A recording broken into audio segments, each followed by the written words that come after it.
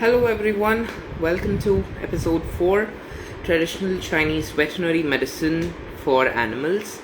Just wait for Megan to join in and we'll get started.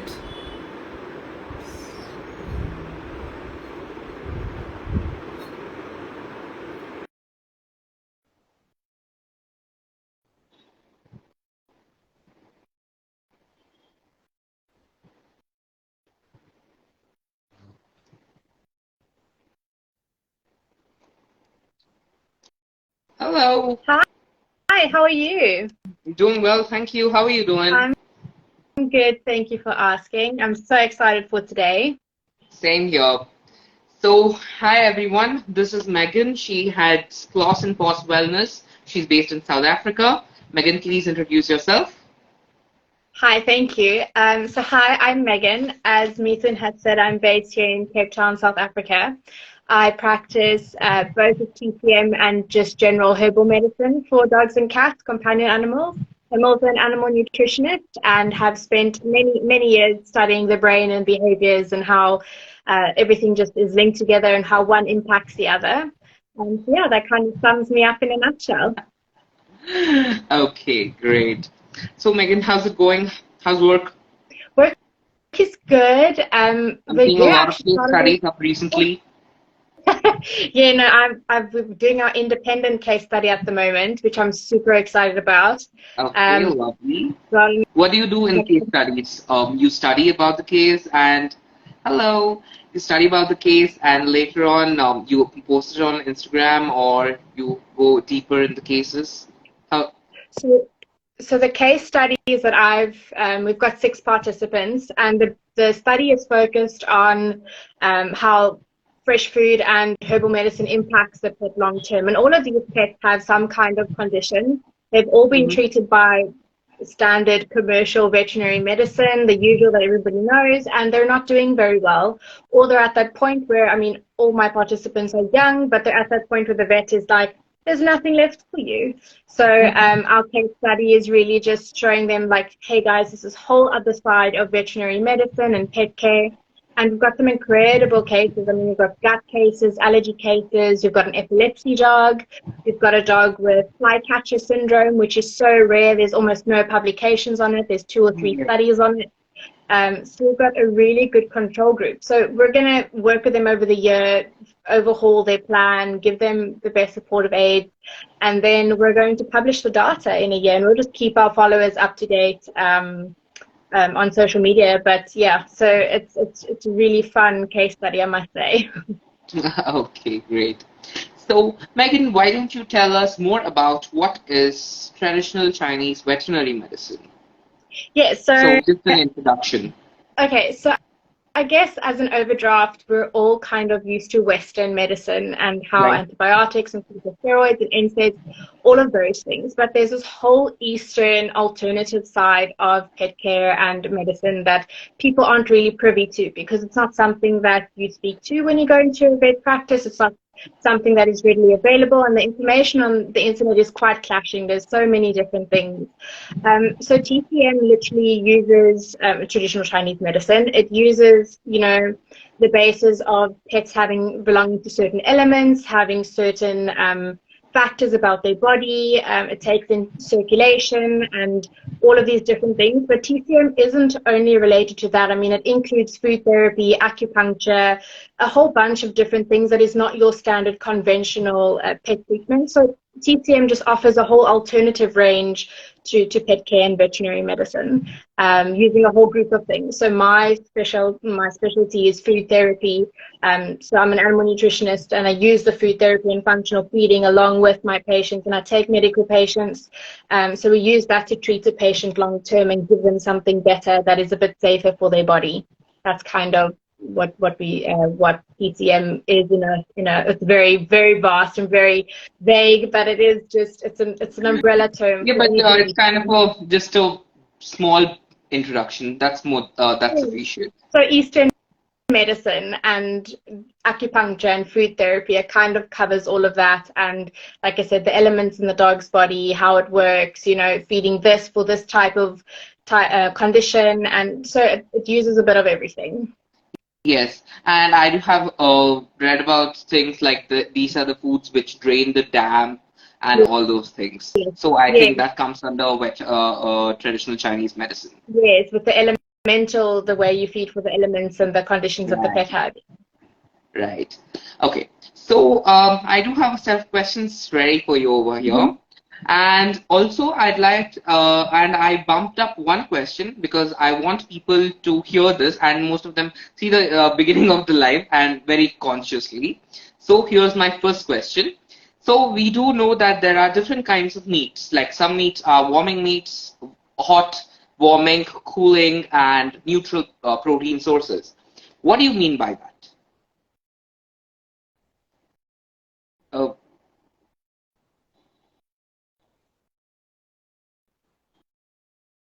Okay.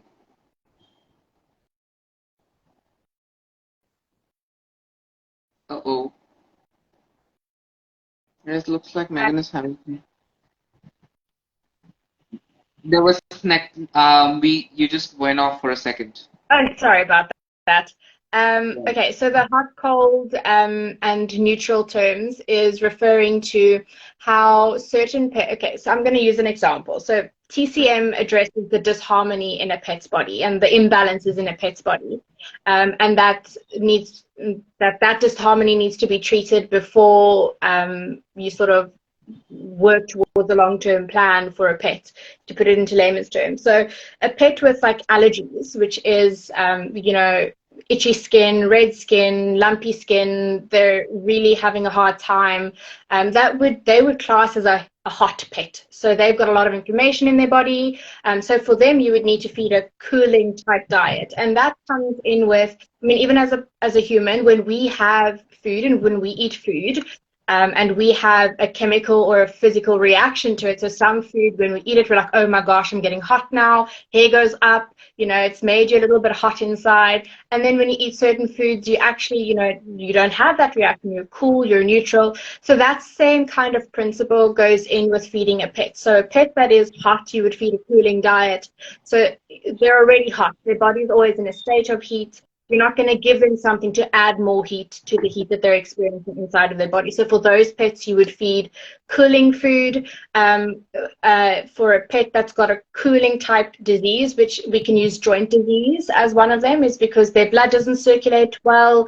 They're usually cold to touch. They Yep. would need a And heating food. during winter time, their arthritis flares up. They can't move. Absolutely. Absolutely. So for those pets, we would put things back into their body that will heat up, that will encourage circulation, that will encourage the body to have a higher temperature, and that's kind of the thing that we'll do for them. So the heating, cooling is you take the pet's condition and you take the way that their body is processing food and the way that their body is going to process herbs and medications, and you're going to feed them something that's not going to make it worse, but actually just try and level and balance out that imbalance. So TCM takes that disharmony and that imbalance, and we balance it out through very selective, very careful placements and things that we put into the regime. And in the long term, you get a happier and healthier pet. So that's my comment on the hot and the cold. Okay. So, and before we actually use these kinds of hot, warming, cooling sources of Mm-hmm. proteins, it's important that we understand the actual energetic of the dog, right?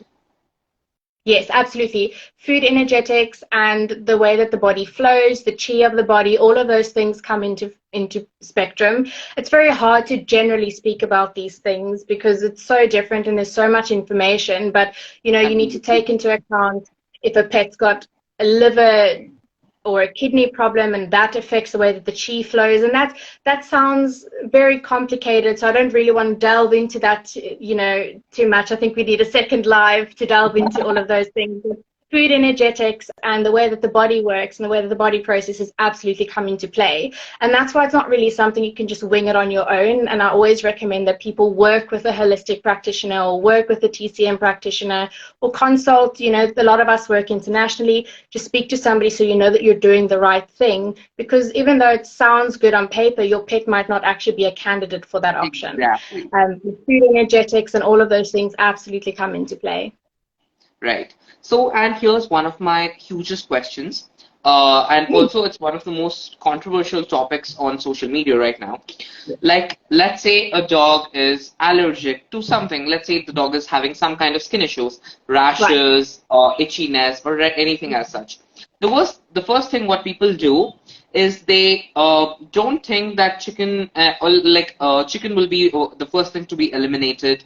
Whereas people, as a also animal nutritionist, I think you focus on a balanced diet because that's very one of the core reasons. When a food they are feeding an unbalanced diet, and then they push chicken to a corner, telling that it's an allergic, it's causing allergies. And the minute they put it on an basically a different protein, like always, the people say that feed duck, feed quail, feed buffalo, beef, pork, and it is one of a major trend happening. And Mm-hmm. these proteins are not always available. And so many Mm-hmm. people, so many pet parents, they literally get scared to move to a fresh food diet because of this. Because they see Absolutely. all these trends Absolutely. on social media running around, and I literally, a person called up when I was having a conversation with a client. She asked me, Mithun, I would really request you to not put any kind of exotic things like broccoli, zucchini, and all these things, which because I'm Wow. not able to source these things. So I'm like, I don't need that. Why do we have to feed that? I don't think it's that absolute necessary. We Mm. can work around the things what you can actually source.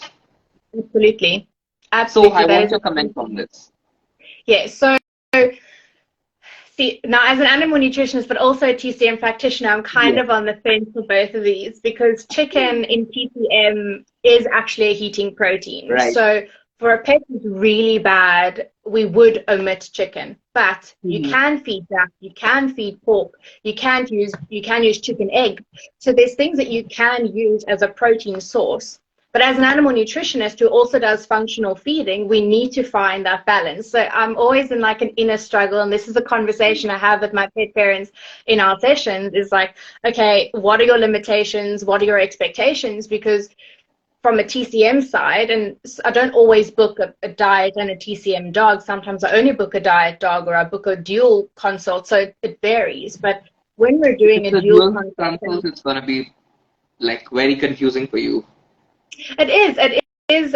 This is why I say I practice with a grain of salt. Is I absolutely take all my knowledge and everything that I've learned, but I also have to be practical. And like you said, it deters pet parents from wanting to make healthier choices for their pets because there's so much. One, there's so much conflict, but two, it's not always readily available. The things that we will tend to recommend, and that's the same Exactly. with TCM with the herbal side. When we're doing the food already, but when we implement herbs and natural alternatives, it's so hard to find a lot of the Chinese medicines in anywhere other than China, and Yeah. people can't always get their hands on it. So what I Yeah. do is I use the food therapy as the biggest part. But on the chicken thing, chicken is a heating protein. And we know that that is the science behind people taking out chicken from a diet. But I also want on the flip side, like you said, an allergy pet, you need to look at that gut. What is that gut doing? Is the gut unhealthy? What is the rest of the diet doing? Are you balancing out with the vitamins that the body needs to support itself? So from that side, personally, I do take chicken out of certain diets, certain diet models. One, because not everybody also has grass-fed free-range chicken. A lot of it is Right. grain-fed chicken, and we know that that type of chicken isn't good quality chicken. So there's a lot of factors that go into it. There is a science behind it. So it's not coming left field out of nowhere because somebody one day decided they don't like chicken. It is coming from the side that the TCM reaction, it is a heating protein, but you need to make sure that you're balancing that out correctly and that everything else you're putting in that diet also serves a purpose, especially for allergy pets, because allergies are everywhere. It's gut, it's skin, it's ears, it's a whole spectrum. So yeah, that's kind of my comment. It's a winged comment, but there's so many But sides it's to kind of it. a pretty because if we have to go deeper, we'll need more information. We'll need to go into allergy tests. Need to go see how the Absolutely, dog is actually doing, and there's a lot of things absolutely. involved in that. And on Okay. that, sorry, on that also, not a very small percent of dogs are actually allergic to a protein. And I think that's something people also need to realize is only 0.04% of the canine population in the world Are is actually actually truly allergic. allergic. Yeah. So all it is a chemical reaction or an energetics reaction to the food that they're eating. They're having that heating response. So when the pet is in an allergy flare, you don't put heat in that body, you put cold in that body. And that's where that miscommunication comes in. Like, chicken isn't bad, it's just at that time the pet's body doesn't need it. Exactly. Well, this was a very brief response, and I'm sure it's going to clear a lot of misconceptions. So here's my next question. What are the benefits of using herbal medicines and traditional medicines to treat canine health issues as opposed to more of conventional medicines? So before I answer, I want to preface and say that there's a place for both. There's a place for antibiotics, there's a place for corticosteroids, there's a place for NSAIDs, but there's also a place for the safer, natural alternatives for the following reasons. One, the most common one is it's safe. It's not going to have the reactions on the organs and the kidneys and the body and the processes the way that chemical drug has. So let's use an antibiotic, for example. An antibiotic strips a dog's body of everything, and it strips that gut. And then it takes the body 18 to 24 months after just the one course of antibiotics to recover. So using natural alternatives and using with guidance, it's not something you can do on your own, but using natural alternatives and using safe different alternatives not only utilizes something that is bioavailable, so it's natural, the dog's going to have an easier time processing it, but it's not going to cause all those issues long term. So I think the biggest one for me is the safety, the less side effects. You're not going to have all these huge risks of things. I think another one for me would be that it's just something you can readily find. You know, a lot of the herbs you can grow in your garden, a lot of the stuff you can do yourself, and it's stuff you can put in every day, a little bit every day, that makes a big difference long term. But on that, when I prefaced and I said that there's a place for both, you also have to be aware that if your pet is on chronic conventional medication, drug reactions do occur with natural and chemical drugs. So you need to do it under guidance. But my favorite one is it's safe. It's not going to cause as many long-term side effects as a chemical drug. And I think that is a big one for pet parents, is you don't want to put something in their body that is going to hurt them long term. I know that's what I would do. Yes.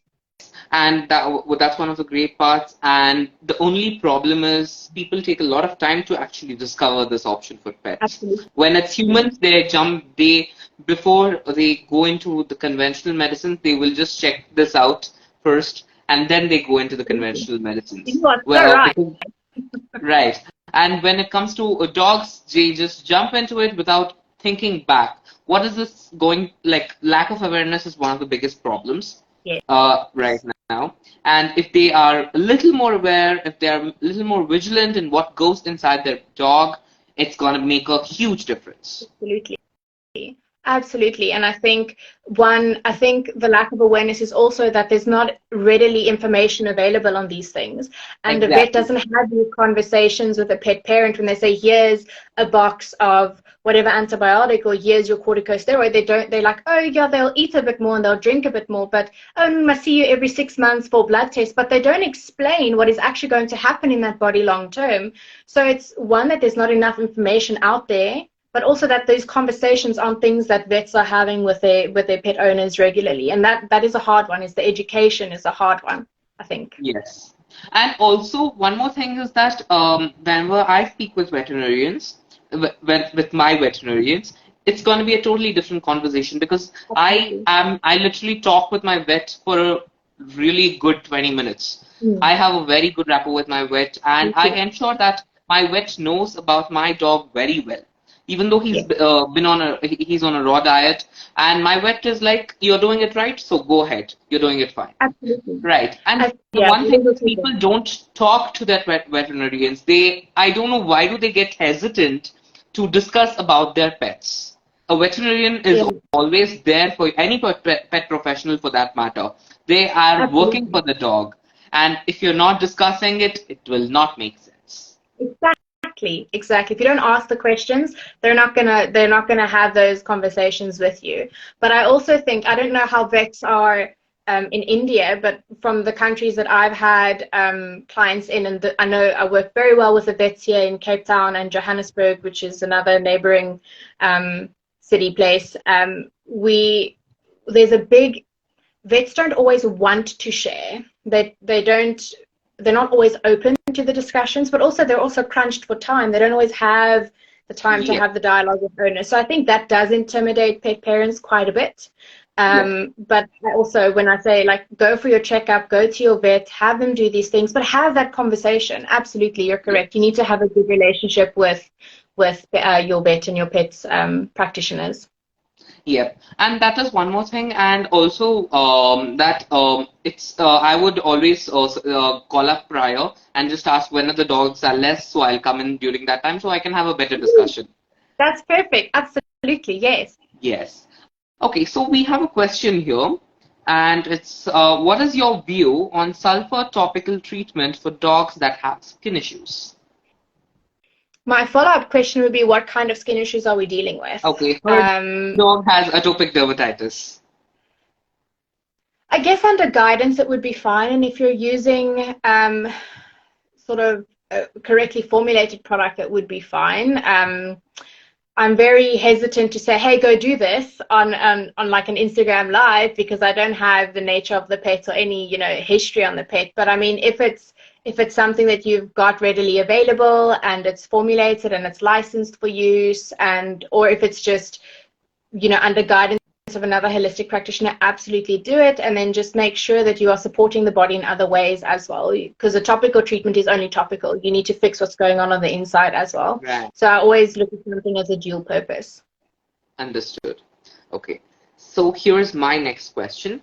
Can you discuss some common conditions that can be treated with herbal medicine, and what herbs and supplements are typically used? Okay. So it was quite funny. Early hours of this morning, my brain started working and I started having all these ideas for the live. So I wrote down some talking points because I tend to rant. So if I look this way, I'm looking at my notepad. But nothing. All of us are guilty doing that. So I think the one that would be most relatable, doesn't matter the region you stay in, doesn't matter what type of dog you have. I think the most common one that we all know is joint pain. All dogs at some point in their life have joint pain, whether it's from arthritis or they're a little bit obese, so they tend to have a bit more pressure on their joints. They perhaps sleep on a harder surface, so they have a slow to rise reaction. So I think joint pain is quite common, and it's something that every pet owner experiences. So if I may use that as an example. And especially large breed pet parents. Absolutely. So I'm going to use that as an example because it's something, like I said, we all relate to. So for joint pain, again, like I said, dual purpose. So I like to do food therapy as well as TCM. So we work from the inside out. And one thing I always like to do is depending on, let's say it's arthritis. So the dog has arthritis, that's pretty easy. We're not going to talk on obesity and all the other factors. Yeah. It's arthritis. Is you want to make sure that they're on a supportive diet for that. So in TCM and in food therapy specifically, like I said, we call it functional feeding, functional food. So everything you put into that body serves a purpose. You're going to put vitamin and mineral-rich fruits and vegetables and proteins in there. You're going to reduce the inflammation-causing foods, and you're not going to have refined carbohydrates in there. You're going to have bioavailable organic forms. So we'll start with that whole point. So you want to make sure that your pet that's got a joint disease is on a high protein to build those muscles, a high protein diet, but from a herbal side. And these, I've chosen pretty simple names. It's pretty simple adaptogens, pretty simple things that most people will have in their home, and adaptogens you can find in a pharmacy or online. Some of my favorites that I've actually implemented with a lot of my own patients is there's 3 adaptogenic herbs that I'm a fan of, because it doesn't only serve one purpose, it serves a dual purpose. And you'll probably see the trend with me is dual purpose. I like to use something that serves 2 purposes instead of having to do 2 different things, you know, and it's too much for the body. So my 3 favorite adaptogenic herbs is Boswellia serrata, astaxanthin, and rhodiola. specifically rhodiola for a geriatric pet, because it's incredible for cognitive health and cardiac health long term. So again, a dual purpose. So adaptogenic herbs adapts to how the body is working and what the body needs in order to sustain itself. And then some other things that you can use is like nettle and hawthorn, which are herbs. You can turn that into nettle for dogs with allergies and have tremendous effects. Absolutely. So that is awesome. Another nice one is quercetin. We call it nature's Benadryl, which My is favorite. Quercetin. You can find that. Yes, you can find quercetin in certain fruits and veg, but I tend to find for healing purposes it's much more available in supplemental form. So you purchase it from a wellness shop in a concentrated compound. Best thing ever. Curcumin, which is the active ingredient in turmeric, is incredible for, I see you're smiling, is an incredible anti-inflammatory that's nature's, it's free, you know, it's there. So these are things that I like to include for a joint health pet. Obviously, like I said, the high protein. I won't put them on all of these things. And, high amount of vitamin E, manganese, vitamin C for building that collagen. Omega-3s, DHAs, you know, including all of that, but you can also achieve that through food.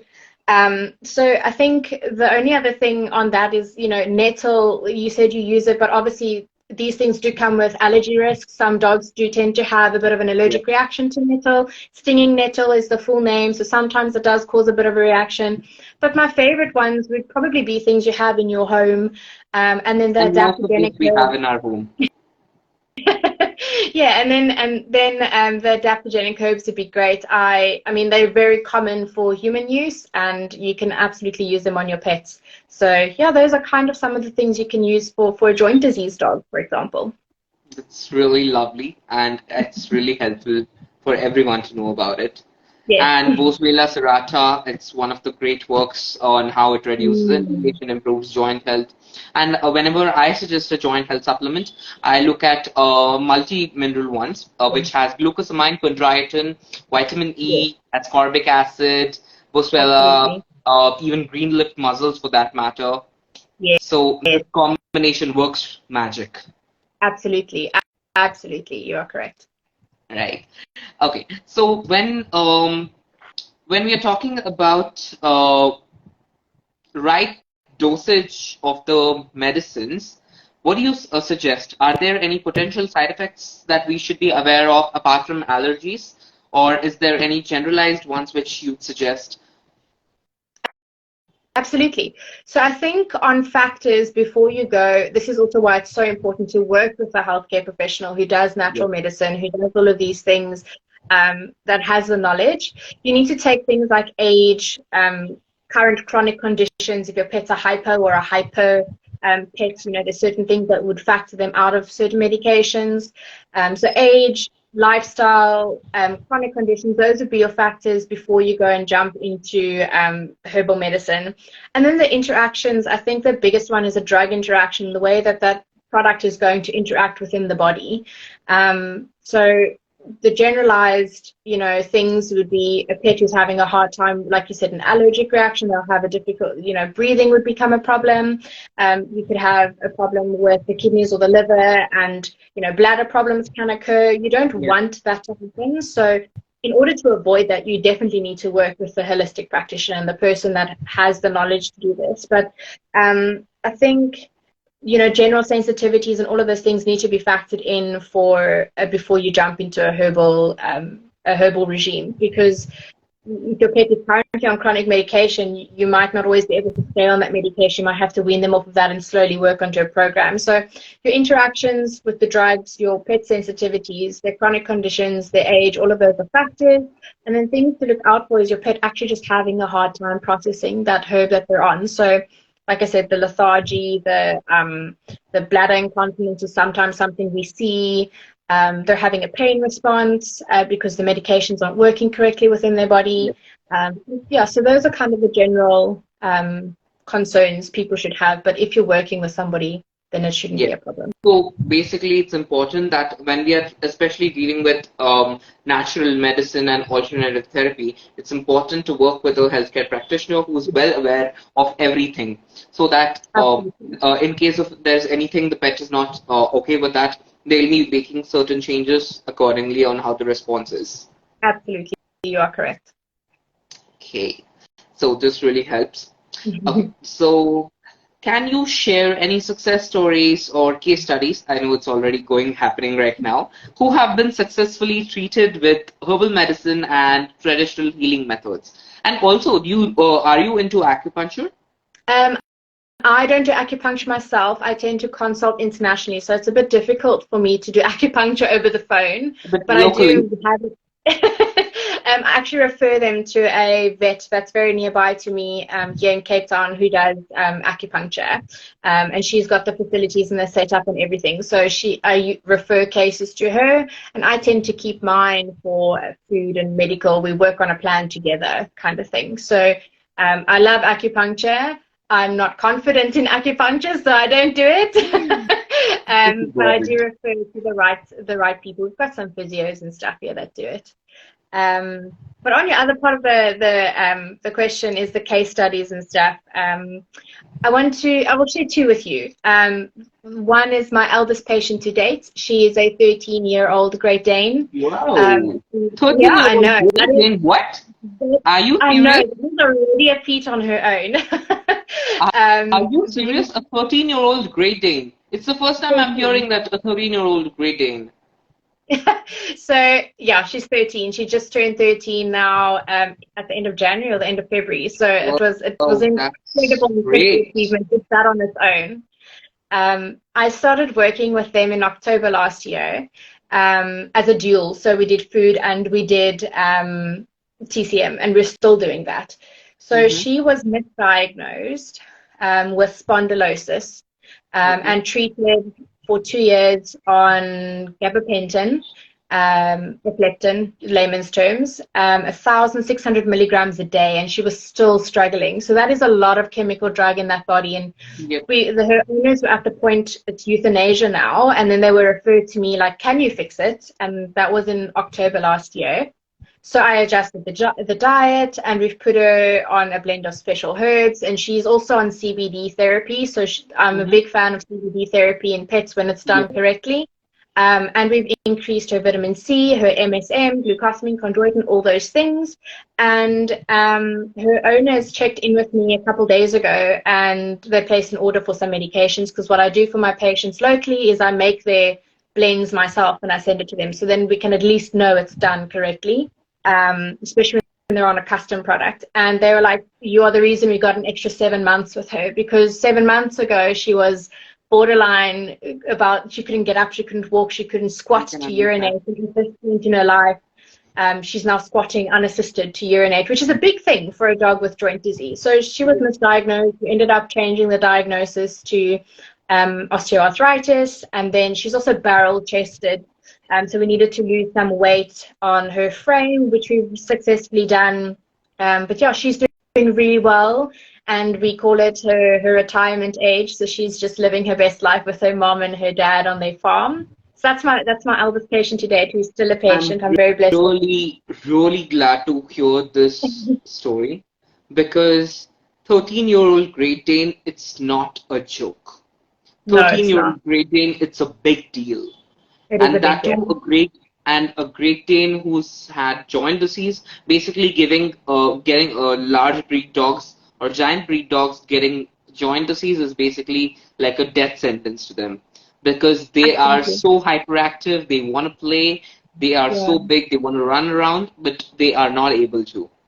And I personally have worked with a lot of so I still remember the month where I prepared only joint disease, arthritis meal plans. It was December 2021. Wow. I have made 35 meal plans only for dogs with joint health issues. There is no other health issue which I've handled that month. Whatever month I've got, whatever client I got that particular month, that's why I clearly remember it. It's because all I did was joint health meal plans. joint health is, you know, it's not a textbook disease. I mean, every pet is different. The way that they process is different. The way that their body works is different. So joint health on its own is like, oof, on its own is like a big one. But then, like you said, coupled with a giant breed, it's insane. But no, good on you for doing 35 joint disease diets. That's incredible. You should put like a little notch in your belt for that one. But seriously, I'm really glad that most of them are doing most of them have lost weight. And actually, the reason why I think that during December it came up, it's because December, January is like peak winters in India, and most of them could have not been able to walk. They were not going for walks happily. So their parents actually found that it's important they get in shape and they get better. Good. I like informed pet parents. Okay, and then but actually it was a really good learning experience for me, and it's very important that we take care of joint health for pets from an early stage, especially if it's a large breed dog. Absolutely. So, and I think for that matter of fact, whatever meal plans I prepare for large breed dogs already has a joint support added. Amazing. Well done. It's so important to nurture those muscles and the tendons and the joints on their own, because if the knees go or the elbows go, that dog is a cripple for the rest of its time here. It's you have to be assisted the entire time, and large breeds and giant breeds just have a hard time with age. Anything age related is so hard for their bodies. So yeah, like you said, joint supplements, supports, all of it's in there. We just rather be preventative than have to treat it later down the line.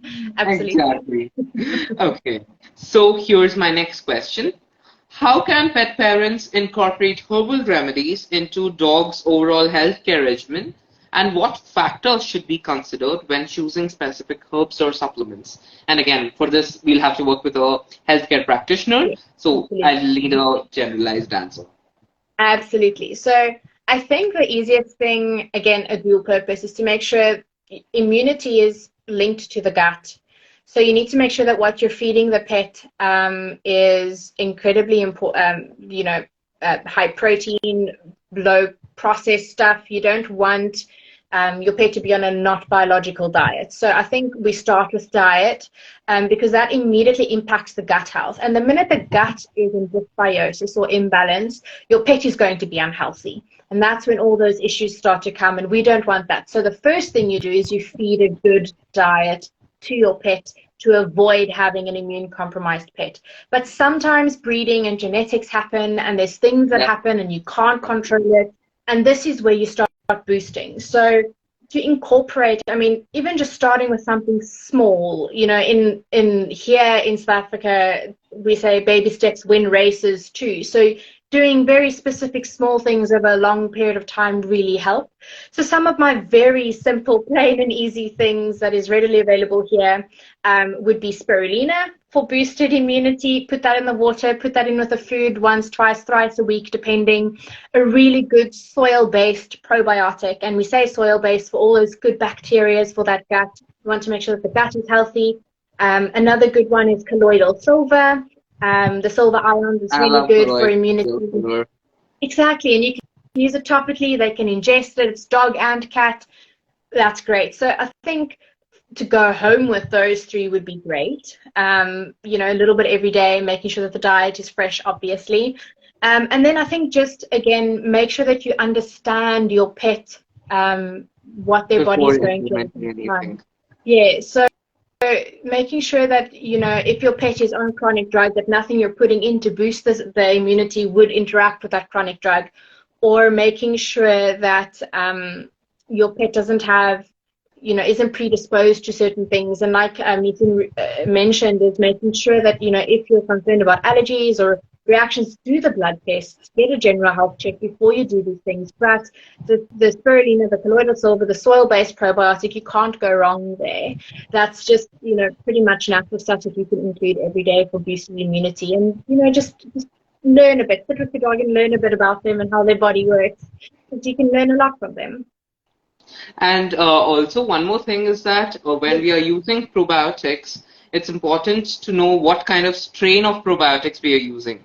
Yes, One mistake what people don't mistake what people do is they don't realize that each probiotic has a different strain, and some absolutely. probiotics are there which can go and overpopulate the gut, like S. boulardii. Absolutely. Absolutely. So that is definitely a good one to mention. I should have mentioned it. But also on that mentioning is that a probiotic, you should always give it before you give them their food as well. I know here we Exactly. recommend at least before you feed them, just to make sure that it goes through the gut properly and, kind of ahead of time. So absolutely make sure that you know what strains are in the probiotic. Here in South Africa, we tend to use like Probiflora 9 strain because it's got all the good ones in, or even the 4 strain if you don't need a 9 strain. And then just make sure that you're also monitoring their stools, because stools tell you more about a dog's gut than anything Yeah. else. You can see fissures, breaks, you can see cellular dehydration, you can see all of those things based on their stool We content. see the So, pictures of the stools and we calculate the speed on how fast it's moving in the intestine. well, yes. And if it's too porous, reduce this. If there's too many of this, reduce this. I mean, I think 33% of my job is looking at poop pictures. I don't know if it's the same for you, but it's I like, have to clear out my gallery, and that's one of the reasons I don't give my phone to people. Because the minute, if anyone steals my phone, they will literally break it and they'll throw it away and then they'll go. Because they have seen all kinds of pee, poop, shit, everything, puke. vomit, we see it all. I mean, I think I got a photo in the week. My somebody was concerned about their dog's anal glands, so I literally got a bum shot. They're holding the thing, and they just took a photo of this dog's bum, and they're like, "Is this like normal?" I'm like, "Oh my goodness." I can relate to that. We can definitely relate to that. I'm pretty sure a nutritionist can like compile a photo collage book of just stools and just funny things. It's bizarre what we have to see. But yes, look at your dog's stools because it tells you what's happening on the It's inside of their important. tummy. So whenever, so actually, personally I do this. I do practice this with my clients. In case your dog is having any uh, weird stools or anything, please don't do anything. Just click a picture and send it to me. I'll do the rest. We are the experts in poop. Like, let's just tell us, just show us the picture and tell us what time it happened, and we'll help you. Yeah, exactly. Okay. So, and I had one more question. Can you discuss the importance of preventative care when it comes to herbal medicine and traditional healing methods? And what steps can pet parents take to promote their overall health and wellness? Absolutely. So there's a term that's used in general medicine, whether it's human or animal. It's prevention is key. Yeah. So you don't want to work with a pet when they're in an active flare-up at this stage. It's so hard to work with a body that's in such severe dysbiosis to try and get back. It takes longer. So prevention is absolutely key. Prevention is so important. And again, this is a dual answer that you need to make sure that functional feeding is happening, that you are putting things into that body to support that body to prevent these things from happening. So the importance is absolutely prevention is key. You need to do prevention. I would say, let's use deworming for an example. Everybody knows chemical dewormers, Triworm, Milpro, Mobimax, doesn't matter where you are, they all have different names, they do the same thing. It is a chemical going into the body as to kill parasites. It is a pesticide. It does that in the body. It is a dangerous thing to overdo. So from a natural side, what we would do is we put things into the diet that would naturally make the pet not favorable to be inhabited by parasites. So again, diet comes into play. You don't want to have that gut in a dysbiotic, imbalanced state. So you need to make sure that that's a good diet that you're feeding the dog, but also diatomaceous earth, putting that in the food a little bit here and there. Ground pumpkin seeds, if your pet has active tapeworm, putting them on a pumpkin seed course when their fecal flow test has shown positive for worms, that will help make it, get rid of the worm burden. Another one is fresh garlic, and I don't think people, oh my gosh, don't eat garlic, it's bad for your dog. It's that processed garlic that's bad. But a fresh clove that you've just chopped and you've left out on the counter for 10 minutes, you give that to your dog. It is a natural tick-and flea and worm prevention option. So there are things that you can include in your pet's diet to make it, that prevention is there always in the background, to stop something from happening. So it's so, so, so important. And that's also something when, I don't know if you do it when you formulate, but when I formulate is I always look at a long-term goal, and I'm like, this pet is in this region, so they'll be more susceptible to this, so make this recommendation for their pet parent. And in all of my reports, there's a big section on vaccines and tick and flea and dewormers, because those are things that, one, pet owners are overdoing. Their pets are overexposed to chemicals, but they also don't have the knowledge on how to prevent it long term. So prevention is key. I'm a big advocate for prevention and education, and making sure that what we're putting in is, And I'm aware of adding fresh garlic and pumpkin seeds to the dog's diet to prevent worms. But what I've found out, like in the years of my experience with whatever I've dealt with people and all, this pumpkin seed and garlic has not always been successful in preventing the worms. So I usually advocate for at least chemical deworming. I usually advocate for that because yes, it does like overdoing deworming. It definitely has its side effects, but having worms in a dog is something which scares the living daylights out of me. Absolutely. Because I have seen I have seen my client's dog having Toxicorocanus worms, and there's Anchyloplastoma, and then there is live tapeworm coming out from the anus. Absolutely. I've got really scared of that, and I have literally resorted, please let's go ahead with chemical deworming. We'll give probiotics later. I am not risking with this dog with worms. And also the problem, what happens with worms is it also starts causing nutrient malabsorption and everything. So it's important that I usually go ahead with chemical deworming. I usually prefer that because I'm dead scared. Yeah, so I think I'm not against it. Like I said in the beginning, there's a place for conventional, a place for natural. I don't think over deworming your dog. So doing it monthly and every 2 months when there are no actual worms present in the gut, that is overkill. You can't do that to your dog. You're putting too much parasite pesticide medication into their body. It is going to cause a problem. So what I recommend is take a fecal float, get a fresh stool sample, go to your vet and let them check if there's a parasite. You can do a short course, 3 to 5 days. If there's no improvement, then do the chemical dewormer, absolutely. But don't put stuff into her or into your pet's body over and over and over again that it just strips the body and kills the body and then doesn't give the body the opportunity to actually fight off things that it should have been fighting off naturally anyway. That is something what I actually prefer working on too, like giving the body a good amount of immunity and everything so that it's able to fight off the infection. And especially I found out that puppies who have eating a fresh food diet from the beginning, they have a higher good amount of immunity compared to others. Absolutely. And dogs that are eating a higher fiber diet have an easier time passing things through the gut. So there's absolutely factors going through there. I love high fiber. You know, that's literally the savior for IBD, IBS, and any kind of gastrointestinal issue for that matter. I love fiber. For sure.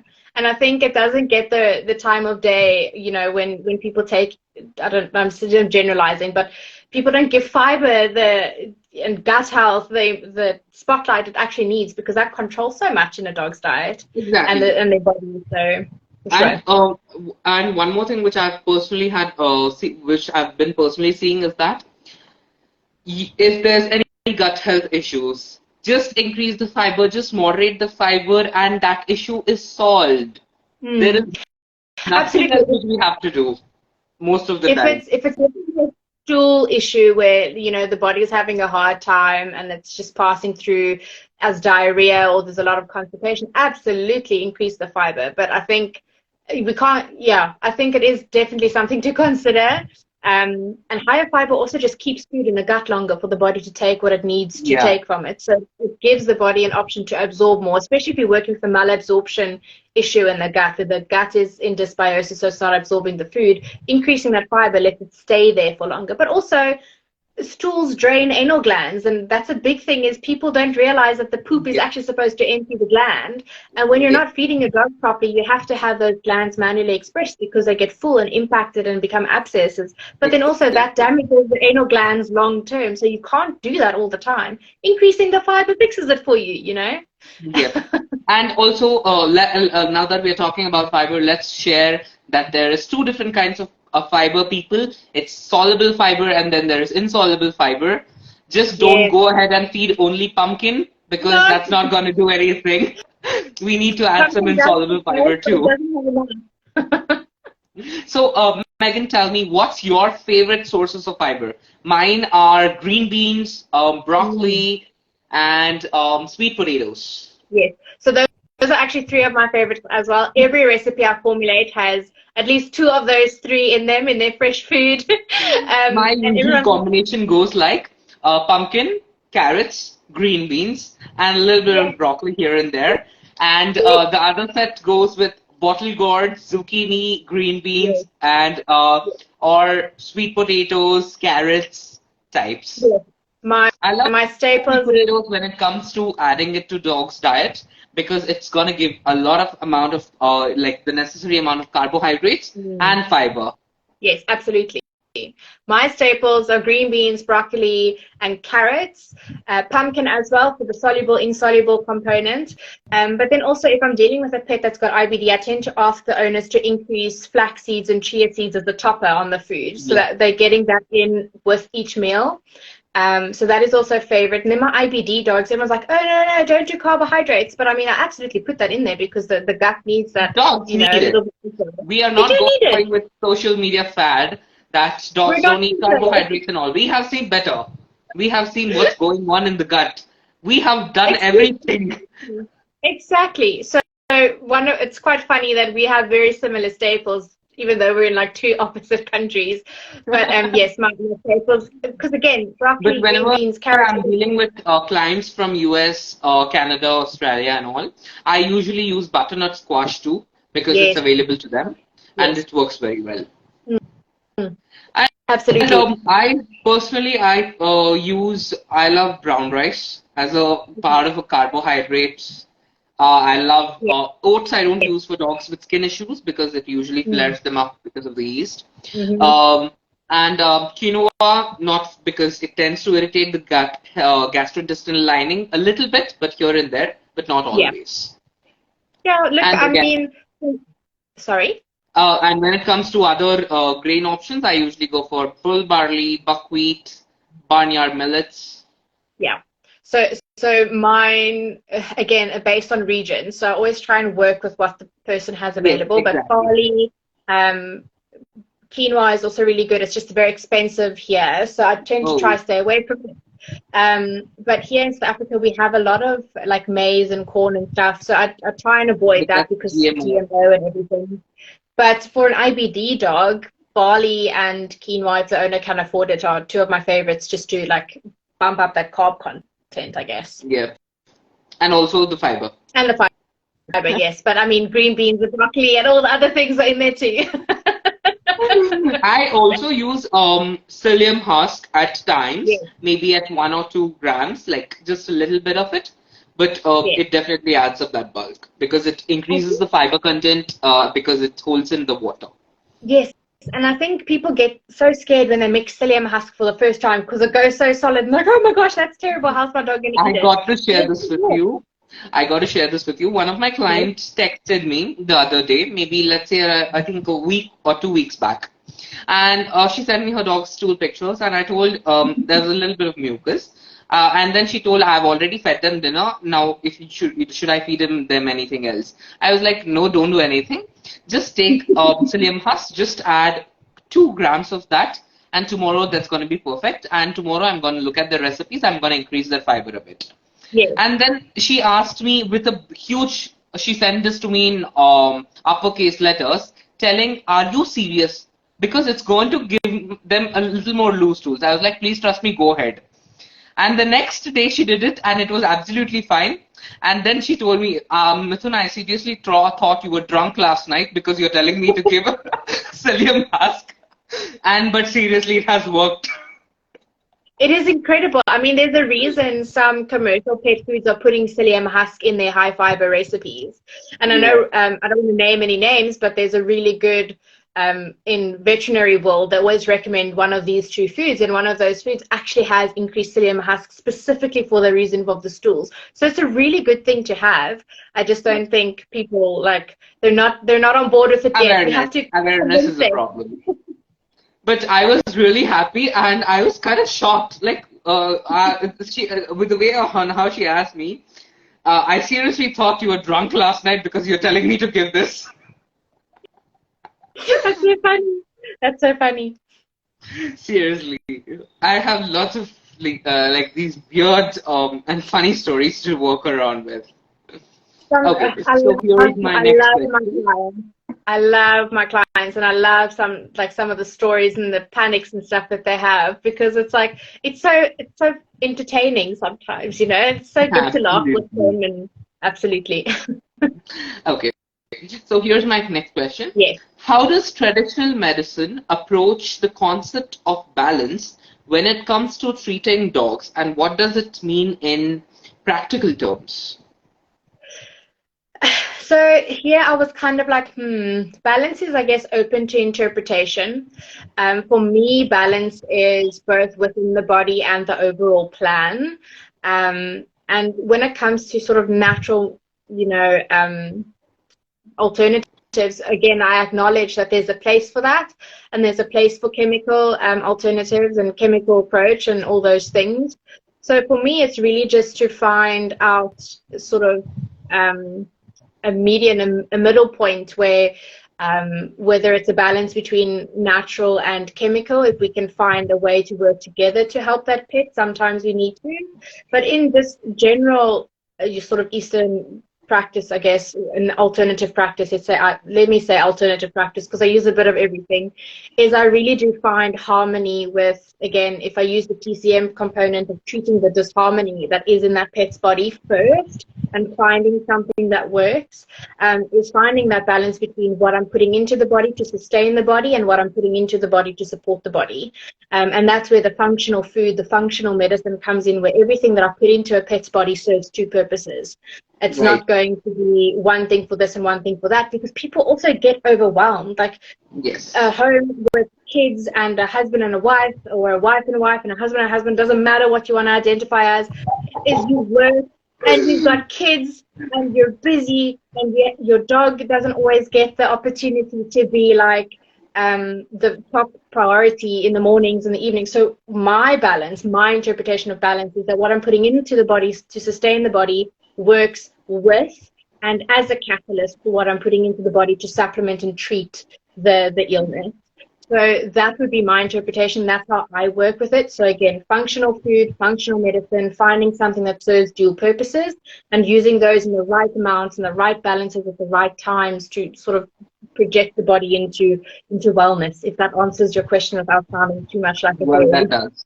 So, and also one thing which I found it most effective is that meal prepping works wonders, especially for when pet parents are working. They are really held up with their lives and everything. So, and for my clients, I've done one thing which has actually saved a lot of time for me, explaining the cooking or those storage instructions and everything. I've created a video and I've given access to my clients for the client folder on how to cook, how to store everything. So they just have to look at that 2-minute video and they are pros in meal prepping. Amazing. I do my reports. I don't know, what system do you use to formulate your foods on? Do you use ADF or do you use a manual system? I use PDD. Okay, PDD. Yeah. You were using PDD? I've got PDD and ADF. So it depends on what region my clients are in and how advanced they are. If they need, like, ADF is a bit easier to read than PDD. For a pet owner? I usually formulate in PDD and then I put it onto my own files and then I send it out. Yeah, and so I've I used RFN spreadsheets too, but mm, it depends on how I want to formulate. If it's for yeah, multiple, for example, for therapeutic conditions, when I have to do very frequent reviews, I use RFN. yeah, Otherwise, I'm going to use PDD. yeah, And also one more thing is that PDD has become so outdated, and I've put in yeah. so much data in it. I've added more than 100 food ingredients. I cannot give that up. I No, you cannot can't. give that You up. can't. I've literally invested so much time and so much energy finding out all the information and putting it in that. And that is one thing I'm really pissed off with them. It's because they don't give me an option to just import it from somewhere. I have to literally, I keep my laptop with me and then I open that on my phone and then okay, so calcium, okay, it's 800 mg, enter. Oh Literally, my I've done word. this. And No I've put so ways. much effort, I cannot give that up now. No. I used, I think maybe 85-90% of the time I actually do ADF. So I do Yeah. external I've used formulations and then I ADF. transfer it I've over. used ADF. Yeah. So with you doing the tutorial videos, I've got like this whole section typed out. Please serve this recipe gently cooked. Make sure you wash utensils, and so I would like to type out instructions for each recipe, and then right at the bottom, please remember to serve your supplements and capsules at time of meal and not in the So I don't do the video. I wish I was brave enough to do the tutorial video, but I just do the typed up No, instructions on each. I give out the typed up version and also the video. So people You are. do whatever you want. You have to look at this or this. You have to follow it. If you've got a general like YouTube with a tutorial, I will literally link it in my document because I'm not going to do a video. You are very brave. I'm not that brave. It's not that it's not that difficult. And you're brave enough to appear in the live. I think you can do this. You will be doing it for your clients now. I can see you Yeah, doing that. probably. Probably. And honestly, it definitely takes around 30 to 45 minutes to create it, and editing takes around 15 to 20. Oops. God, I got a call and it just went off for a minute. That's Okay, so here's my next question. yes. And okay, we've already discussed about regular immunity questions in dogs. We've already finished that. How do you work with other healthcare providers, such as Yes. veterinarians, to ensure that the dog's treatment plan is comprehensive and effective?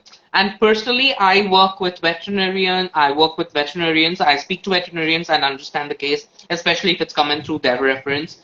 And I also talk to trainers in case they are recommending me to their clients.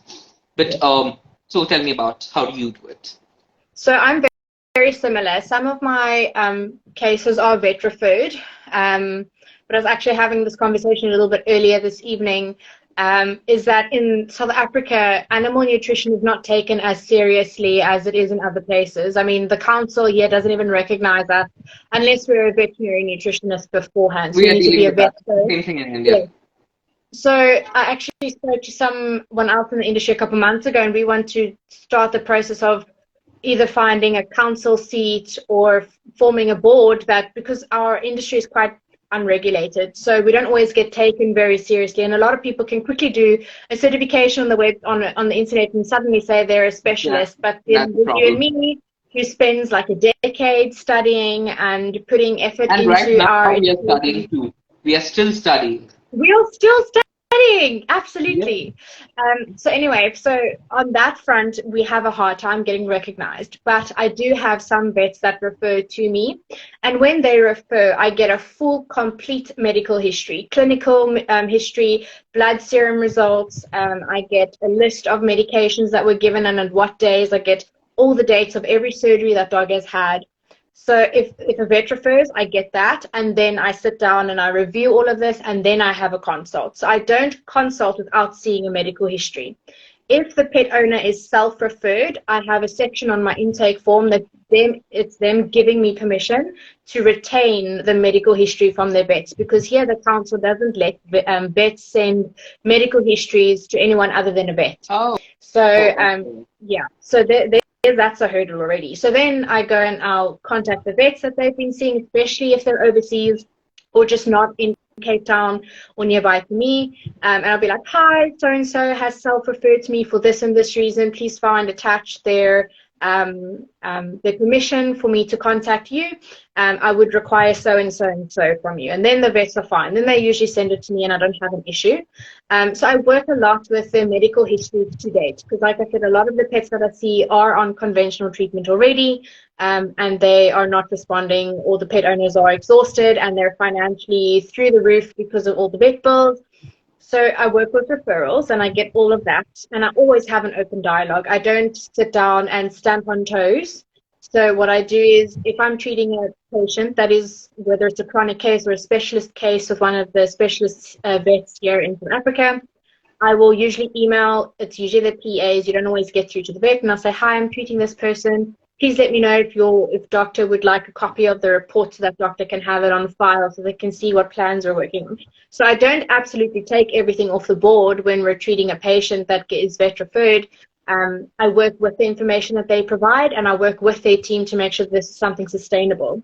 So that's one way. And then also, and then I always still encourage my pet owners and my patients, go back to your vet for your regular weigh-ins. Go for your yearly checkup. Go for your yearly urinalysis. Please go back to your vet. I'm not going to fix it all for you. I'm working with your vet to help your pet. So I absolutely encourage them to stay with the practice that they're at, because we still need our vets. I mean, in our industry, we can't do our job without our vets. It is very important. And I feel really disappointed when people talk badly about veterinarians. It's because they're not getting the respect they actually deserve. Absolutely. Because, and it takes a lot of courage and I'm not getting that word. It takes a lot of courage to be a veterinarian, because they are dealing with animals who cannot talk. And as part of veterinary practice, when they're studying bachelor's or master's of veterinary science, they have to treat all kinds of animals. It's not just dogs and cats. They have to go to cows. They have to go to goats and all these creatures. And a cow can actually kick, and they are gone. At least when we are talking about and we are the people dealing with dogs and cats, pretty safe options. Pretty much. And unless we don't read the canine behavior very keenly, then we are screwed. Especially when we are dealing with an aggressive dog or something like that. When we go in for a personal assessment or something like that. But actually, I feel that veterinary science requires a lot more respect than what it actually is. And it's important that pet parents work with the veterinarian. It's very important. And personally, and one more thing is that in India, veterinarians are not hesitant to share the medical history of the pets they are dealing with. And so my clients go into their portals or anything for that matter. They just create a copy of that and then they send it over to me, which is very detailed. Yes. So I don't generally have that problem either, especially with the Western Cape vets here, because I've been in the veterinary industry since I was 17. I started working for a veterinary group while I was studying. So I know a lot of the vets.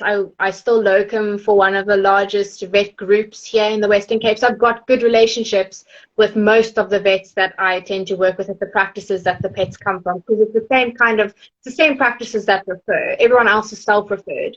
So I don't have an issue on that front. It's always just good to have, though, because there will always be one medical professional who'll be like, but you're not a vet.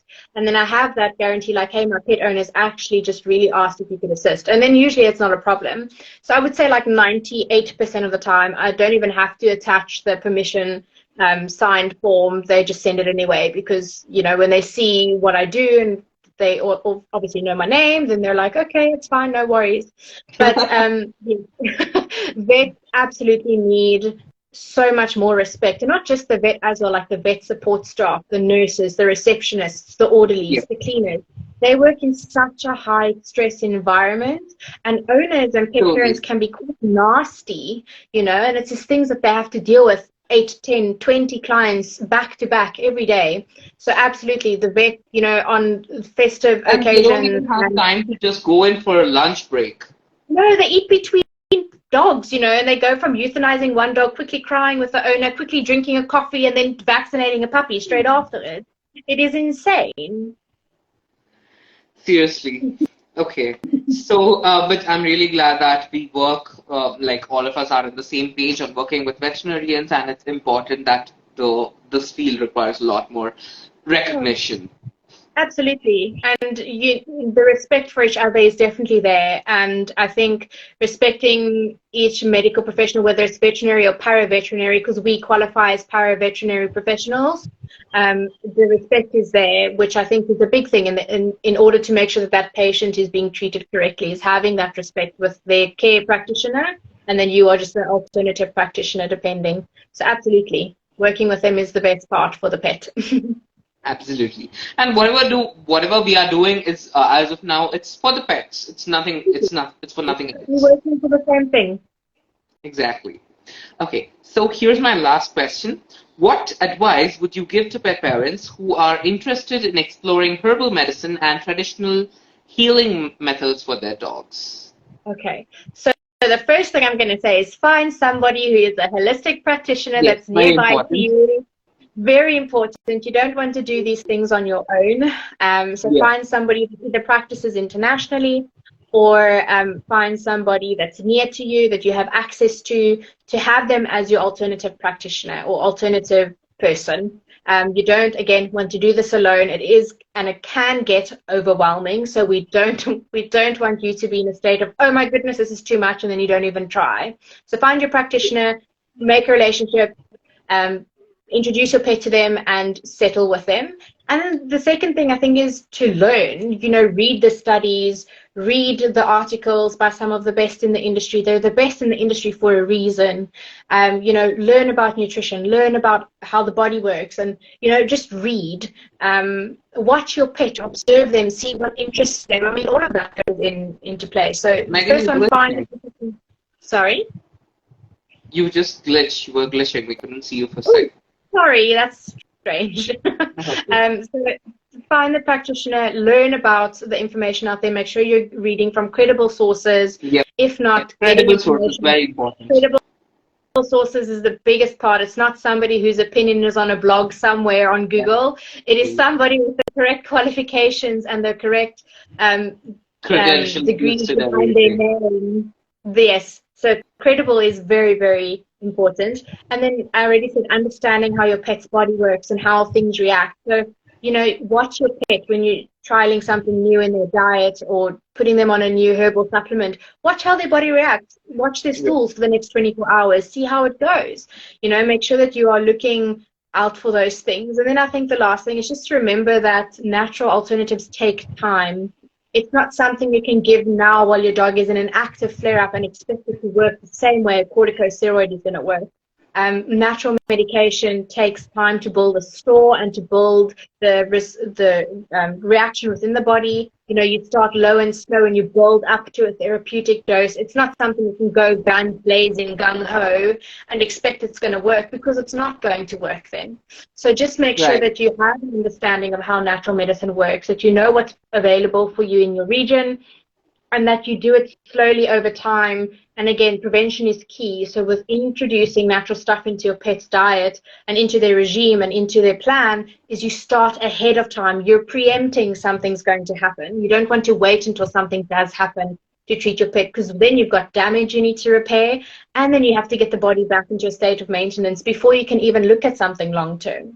So start early, start when they're 10, 11 months old, when you're looking at supporting the body. You don't want to do anything too early, to stunt how the body grows.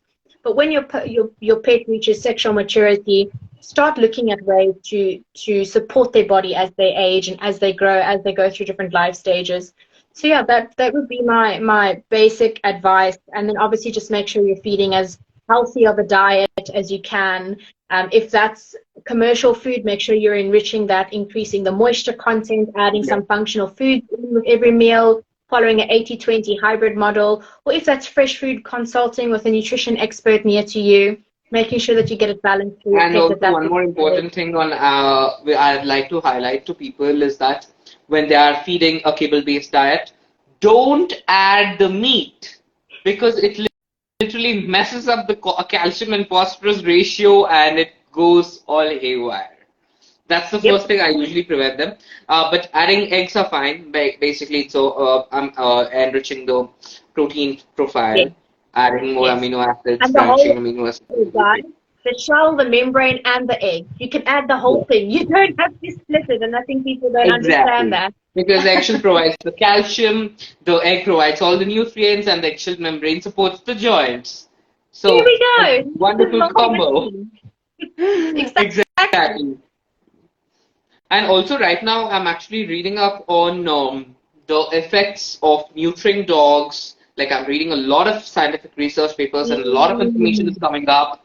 So, I want to make a post to go. I'm going to share that across to you too. It's going to be a very Yes. interesting video. Yes. I think that is also, I know a lot of people, especially here in South Africa, we have a really bad homeless dog and cat population. So welfare, we tend to sterilize them before they even know what gender they are themselves. I mean, the kittens get done at 9, 10 weeks old and they're sterilized and they're God, done. And the dogs get done at 6 months, 5 to 6 months. that's And crazy. so we Five do months. it early, 5 or 6 months of age. Doesn't matter if they're small, medium, large, or giant breed. They do them quite early. But the reason we do that is because of the situation with the homeless animals in this country. There's 9 times the South African population in people, in dogs and cats alone. So we've got a really bad population issue here. So from a population control, they do that. But from the veterinary medicine side, we tend to say, do it later. If you're a responsible pet parent, if you're not going to let your dog get out of your yard and mate with anything that walks past, Exactly. absolutely do it a bit later because of, hormones and Exactly. balances and And they you're literally grow. messing up with the growth development of life. Yes. And I mean, bone density even comes into play, is the density of the Exactly. dog's bones. I mean, I'm not saying early sterilization is wrong, but I'm also not saying it's late sterilization is wrong or right. I'm very much, I have to play to both sides because, I mean, I'm also involved in welfare and I also do animal rescue work and stuff. So, but from a private side, I mean, my puppy turns 1 now and she's just been sterilized, but only because she also broke her leg a few months ago. So we've had so many surgeries. I was just like, let's just get all of them done before you turn 1. But there's a lot of factors that go into sterilization. It's a very big Exactly. topic. It's a hot topic. You're going to have some critics up you on that post, I think. And I'm literally hesitant on making that post is because I'm sure I'm going to receive a lot of backfire on that. You probably are, and it comes with the Because it's territory, a I think. topic in such a way, but I as a I as a pet healthcare professional, I have to speak on the perspective of health and how it impacts the dog. So I'm going to Yes, speak on that perspective. It doesn't matter to absolutely. me on how people take it because that's the truth. If Absolutely. And I mean, early I said, sterilization, it's going to mess up growth, it's going to mess up hormones. And literally, there's so many dogs who are developing hypothyroidism just because immediately after neutering, there's hip dysplasia, there's everything coming up. and we don't even talk about obesity and the caloric changes that a pet needs when they Exactly. get neutered. And that is Because one of the most understatement, what people don't even realize that these things have to be done after they are neutered. absolutely. And the thing is, like a dog food bag, let's say most people feed commercial pet food. A dog food bag doesn't tell you need to feed your dog less of their food, 10 to 20% less, Exactly. because your dog was sterilized. But also, nobody tells you that it takes up to 3 months for those hormones to regulate. So there's so many things that go into just pet health after sterilization. So I would love to see that post when you're done. I'm going to share that to you for proofreading. Yes, please do. Okay. So, does any viewers have any questions for us? Just wait for a minute. Let's see if we have any other questions. Let's see. I think some popped up here earlier about anal glands in the comments. Uh, Let's just put it here. no, we had got, we had a question about how much garlic should be added to the diet. It depends on the weight of your dog. I think, small dogs can do a like half a clove. Yeah. And And I then also suggest that garlic should be freshly chopped and added. It should not be prepared earlier and it should be kept. so you chop the clove and you leave it on the counter for 10 minutes. You let that chemical reaction happen, and then you put it into the food. So you don't do the pre-packed garlic, those desiccated little cubes, the reconstitution, whatever they call it. The garlic that we use in cooking, you don't do that. You use fresh clove. You leave it, cut it 10 minutes, and then you give it. In Not India, we longer, use not fresh garlic most of the time. Or, well, Have here we huge don't. proper storage of garlics, so it works for me. Good. So let's see if we got any other questions. What to do if my dog's anal sac gets swollen? I saw that in the comments. Can I answer that one? Or do you want to answer that one? No, I want you to answer that. Okay, so anal glands, again, we spoke about fiber in food and how the stool should naturally be draining the anal glands. So pets' anal glands can impact or get swollen for the following reasons. Infection. So if they've been impacted for some time and it's started getting infected, that needs veterinary treatment. Swollen anal glands is that something's not working, that the stools are not draining those glands. So if that doesn't happen naturally, and you can leave it for a little while if it's not infected, see if you can up the fiber, adjust the diet quickly to see if the body can drain those anal glands. If it can't, you need to have them drained at your veterinary professional. They will do an internal drain, so they'll stick their finger in your dog's bum shame, and then they'll just squeeze the glands empty. It stinks, but that's the way that it gets cleaned. But in general, a pet's diet should be sufficient enough. The right diet and the right stool quality should be sufficient enough to drain those anal glands naturally on its own. So rather make sure that you are feeding the correct food. But if your pet is currently swollen, currently experiencing discomfort and licking at their bum quite a bit, rather just pop down to your vet and have them check those glands for you to avoid infection. Yep. That's what I would recommend. And also one of the effective ways I found in anal gland, like self-cleaning types, is adding up fiber. That's number one, as always. And animal fiber like fur twist works wonders too. Yes. And because it's insoluble fiber, it adds up the bulk to the stool and literally flushes everything out. Absolutely. I've seen all weird stools after the dog eats animal fur twist. And also, I want to inform pet parents that please ensure you get a very good quality fur if you're getting it from anywhere place, because it's important. Because I have there are some providers, I don't want to name them. There are actual ticks in the fur twist, which is scary. Wow, the ticks are dehydrated. So ticks are in the fur. They are attached to that buffalo skin twist, and it has been attached. And it's scary. Yeah, but we don't get buffalo products in South Africa very easily. So that's what kind of proteins do you work on in South Africa? Oh, we're a farming country, so we have access to a lot of beef, a lot of chicken, a lot of fish, a lot of pork. We have some duck, but that varies. We have access to quail eggs from the smaller farms. We have a lot of fruits and vegetables because, again, farming country. Yeah, so I would say the usuals: beef, chicken. Oh, we've got a lot of lamb. We do get a lot of lamb, actually, because we've got a very big Cape Malay population here. So there's always a lot of lamb in the stores and at the butchers. So I think it would be beef, pork, chicken, lamb, and fish would be our most available. And then obviously all their byproducts we get as well. Yeah. So all the organs and all the fun things that nobody likes to look at, but we need to use in our recipes. We get access to those too. Well, in India, beef and pork are very limited. Okay. Very handful of people actually go with it because of religious constraints where beef is considered sacred. Sorry, cows are considered sacred, sorry. Pork is also usually, people don't prefer that. Right. And so in India, we mostly work around with chicken and goat, lamb. But on the metropolitan cities, like the major cities of India, we literally get everything you want. We get chicken, we get goat, we get lamb, beef, buffalo, pork, emu, quail, duck, turkey, guinea fowl, country chicken.